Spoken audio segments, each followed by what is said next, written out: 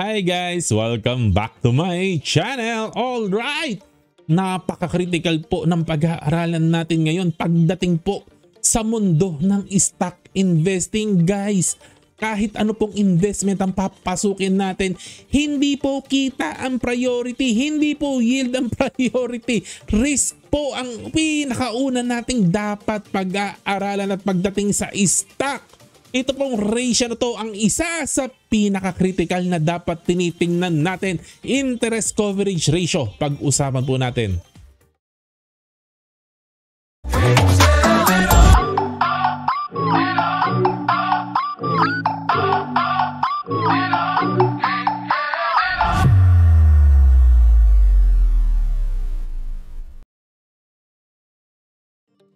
Welcome back! Ayan, fundamentals and basics na naman po tayo. Interest coverage ratio. Ano ba yan?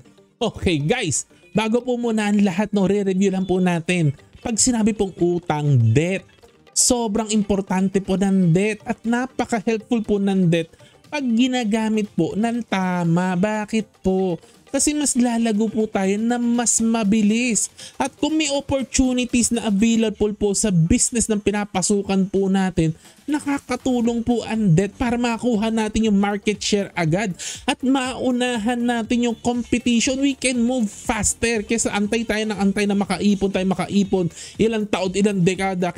Kailangan kilos na kagad, kailangan dakmain mo na kagad, tirahin mo na yung mga customer, kunin mo na kagad. Alright, ganun po kasi pag sinabi pong business, unahan po yan, competition po yan. Kaya napaka-importante din po marunong gumamit ng debt ang isang kumpanya kung kailangan po. Alright, ayan. Speed is important in business and debt makes things go faster, no? Kaya lang, debt is not free.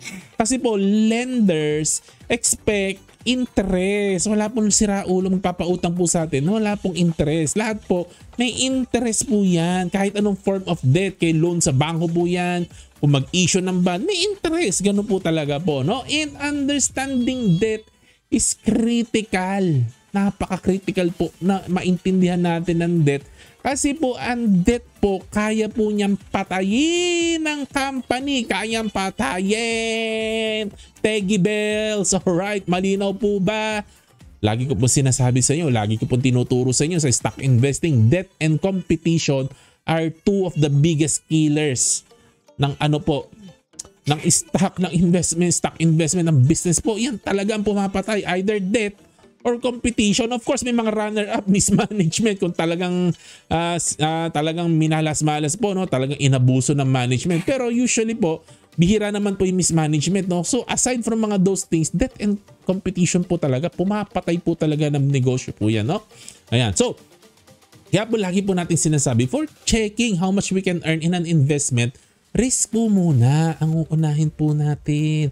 Ang mga magagaling po na investor katulad nila Warren Buffett, Howard Marks, risk po ang priority po nila. Hindi po kita. Risk po, risk. Ang sabi nga po ni Warren Buffett, pag nagtuturo siya ng stock, di ba?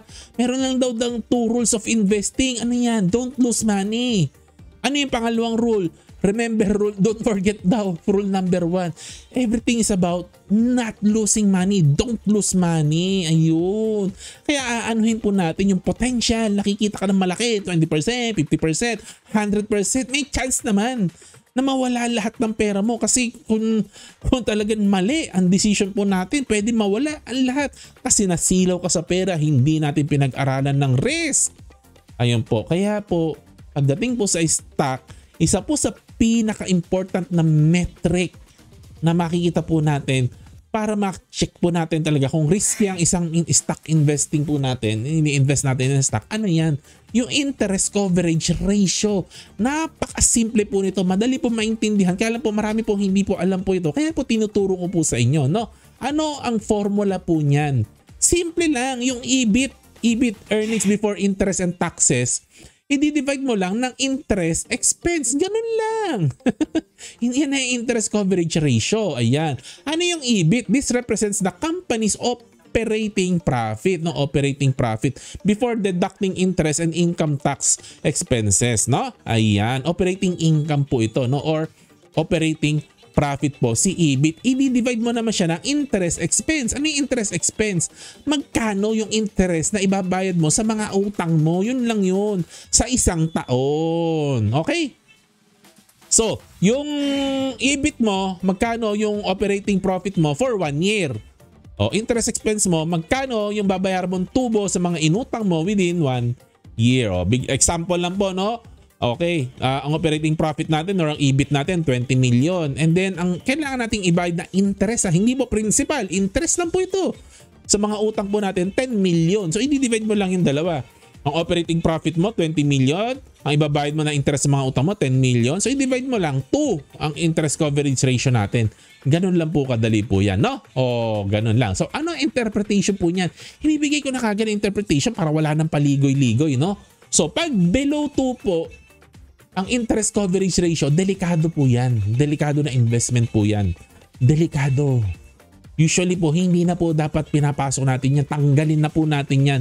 Huwag po tayo masisilaw. Basta below 2, tsaka na muna yan. Tsaka na, kalimutan na po natin yan. Ang hinahanap po natin, 2 and above. Yan daw sinasabi ng mga analyst, ng mga investor, na minimum po yan 2 ha. Minimum man 2 and above. Pero it doesn't mean na pagtsatsagaan mo yung 2.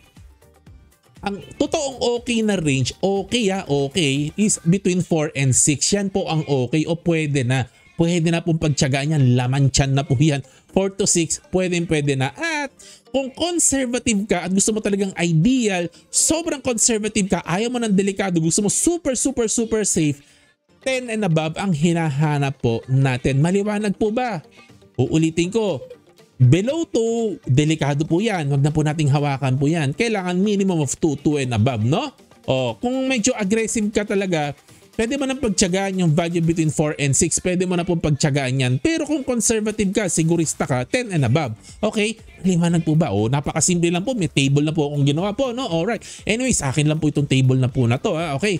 Alright. So, bakit po delikado ang mababa na value ng interest coverage ratio? Halimbawa, 1.5. Bakit delikado yung 1.5 na yan? Bibigyan ko kayo ng example. O, halimbawa, kumikita ka ng 15 million sa isang taon. Ang interest expense mo, 10 million. Okay? 10 million ang ibabayad mo na interest, no? So, matitira lang sa'yo 5 million talaga na nakita kasi magbabayad ka. Parang ganun po, no? Parang ganun. So, ang interest coverage ratio mo is 1.5, no? So, since mas mataas, above 1, no, ang EBIT mo compared to interest expense, ibig sabihin, kaya mong bayaran. Kaya mo pong bayaran yung interest, no, na bayarin mo. Kaya mong bayaran, okay? Maliwanag po ba? Yung interest sa utang mo, kaya mong bayaran kasi higher, 1.5. Ngayon, what if dumaan ang pangit na taon? Bumagsak ang sales, nag-pandemic, halimbawa nag-pandemic, nasunugan ka ng planta, nagkaroon ng calamity or may kamalasan na nangyari sa negosyo po natin na unexpected, pero alam mo temporary lang. Minsan temporary lang yan. Halimbawa pandemic, temporary lang yan pandemic. Nasunugan, temporary lang yan. Babalik din naman yan eh. Kaya lang, for the meantime, for 1 year, 2 years, bumagsak ang sales natin. Ano ang mangyayari? So, imbis na 15 million nakikitain, kasi nga may rough road. Kasi ang negosyo po, hindi po smooth lagi yan. May rough road po yan. O paano kung may taon na dumaan, 5 million lang ang kinita natin at hindi 15 million. Paano yan? Hindi na po kasya ang pera natin. Pambayad ng interest expense. Hindi na po kasya. Mas maliit na yung kinita natin kaysa babayaran nating interest. Short tayo ng 5 million. Paano po yan? Paano yan? Short ka na ng 5 million. Hindi na kasya pambayad sa mga interest. Ano ang gagawin po natin? May dalawa po tayong option. Ang isang option po natin, no? Either kumuha tayo sa cash reserves. Of course, no? Option po yun, no? Kung may cash reserves tayo, kukuha tayo doon. Kaya ka nga may utang. Ang baba ng ang baba ng interest coverage mo. Wala ka sigurong cash eh. So minsan mapipilitan ka, magbebenta ka ngayon ng asset para lang mabayaran mo yung interest sa utang po natin. Okay? Next option naman, huwag bayaran yung interest. Pag hindi mo binayaran yung interest, yari ka. Sa susunod na taon, yung interest na yan, tutubo din ng interest. Ano ibig sabihin? Next year, mas lalong lalaki po ang interest natin. Regardless po, sa dalawang choice po na ito, GG po tayo. Either way po sa dalawang po yan, something very bad will start to happen, lalo na po pag nagtagal po yung pangit na years po natin. What if 2 years, 3 years, 4 years yung problem natin na nag-persist, na pangit yung earnings, no? Pero alam mo, temporary lang, no? Pero wala minalas ka sunod-sunod, 2 taon, 3 taon, 4 na taon, baka po magsara ang company natin kasi wala na po tayong pambayad. Palaki ng palaki yung utang na natin kasi hindi natin mabayad-bayaran, or benta ka ng benta ng asset mo para mabayaran mo yung interest, di nababawasan ka na nababawasan ng asset, lalong hihina ang kita mo ngayon. Kahit sa parte po dyan, GG po tayo dyan, delikado po tayo dyan. Kaya po sinasabi ko po sa inyo, pag mababa po ang interest coverage ratio, delikado po tayo dyan. Alright, yun. And ang company po na mataas ang interest coverage, no? Pag mataas yung interest coverage, halimbawa 10, more than 10, wala kang problema. Kasi kung mag-fluctuate man yung earnings, mag-fluctuate man, dumaan man yung masamang bagyo sa buhay po natin, sa negosyo po natin, no? Kaya mong bayaran. Kayang bayaran yung interest kasi ang layo ng agwat.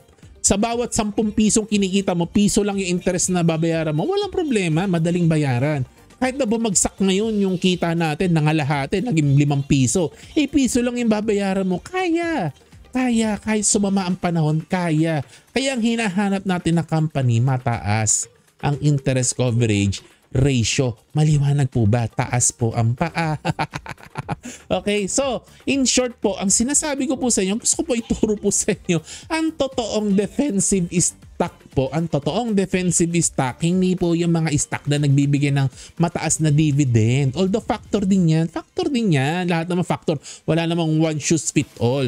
Pero ang totoo pong defensive stock, pag ganito pong masama ang panahon, lalo na may pandemic, lalo na bear market, lalo na may mga uncertainty sa nangyayari po sa palipaligid, yung mga stock po na masusurvive yung bad times.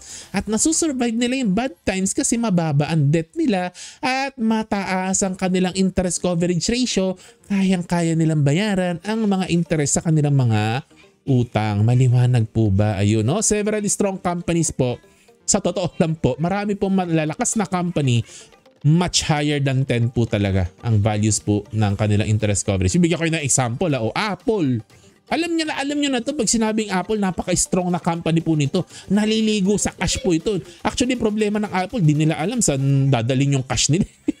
Dahil lang pera, so wala po utang ito alam ko mababa lang utang nito, mababa lang interest interest na binabayaran nila. Kaya interest coverage po nila nasa 30 po, no, nasa 30 si Apple. Si Price Corporation, isa sa paborito ko pong stock po ngayon, ang interest coverage po nito 19 si Price Corp. LPG po ang business nito kasi mababa ang utang nila, mababa din ang interest na binabayaran nila. Ito si Price Corp. Sino pa? Si Crown Asia. Isa sa favorite. Grabe, legendary, more than 100 ang interest coverage. Kasi nga po, na-cover ko na po si Crown several times. Hindi talaga sila mahilig sa utang. Ayaw nila ng utang. Zero debt talaga ang gusto nila. Kaya walang binabayaran na interest. 162. Ay, interest coverage ratio nila. Punta naman tayo sa kabilang parte, yung mga medyo pangit-pangit. Si Dito, madalas po natin na-feature si Dito, di ba? Na medyo tagilid sila. Hindi lang po below 2 po ito. Negative pa po ito. So pangit, no? Talagang delikado po tayo dyan sa mga ganyan na maklase na investment, no? Sino pa? Phoenix. Phoenix, puro Dennis Uy. Baka sabihin niyo, pinapersonal ko si Dennis Uy. Mag-international tayo. Boeing. Ayan, negative din po ang interest coverage po. Actually, Boeing, ito po sa pinakaunang stock na nakita ko po talaga na negative ang equity. Grabe po, no? Hindi ko po maintindihan kung paano pa po nagsusurvive ang company na to, at hindi ko po alam kung bakit basta alam niyo na po yung Boeing, yung gumagawa ng eroplano po kasi, no? Well, anyways, yun po, no? So ako generally, ang marerecommend ko po talaga, no, sa atin po lahat na investor po talaga sa stock market, interest coverage, ilagay po natin sa ating checklist. Mamili po kayo anong gusto po ninyo, no? Between 4 to 6, o gusto nyo 10 and above, bahala po kasi kung saan po kayo confident. Pero kung po masasabi ko po, kailangan po, worth it po talaga ito, ilagay natin sa ating checklist. Talaga po ito, hindi ko po kinakalimutan si interest coverage po, no? Kasi yung mga times na violate ko po ito, nag-suffer po ako. Yung mga times talaga na hindi ko to pinansin, suffering po ang nangyari po sa akin. Umiyak po ako ng marami, nakalbo, na ubusan po ako ng buhok pag hindi ko po sinunod to. Kaya po tinuturo ko po sa inyo na sundin nyo, ilagay nyo po sa checklist po ninyo ito. No? Ayun lang naman po, summary. Diniscuss po natin yung importance of debt. I-discuss ko po sa inyo ang formula ng interest coverage ratio, importance ng ratio po na to, at guidelines po sa value po na ito. No? 2 ang minimum, 4 to 6 pwede na rin, pwede na pagtiyagaan. 10 and above talaga ang ideal if you are conservative. Hanggang dito lang naman po. Hindi po ako professional analyst, hindi po ako financial advisor. No? Hobbies lang po ako. No? Please do your own research bago kayo gumawa ng investing or financial decision. Like, subscribe, share the notification bell. Magkwentuhan po tayo sa baba kung may natuto kayo. Sana natuto po kayo. No? Na-appreciate ko po ang support po ninyo lagi. No? God bless po sa inyong lahat. Happy investing guys. God bless. To God be the glory. Bye-bye!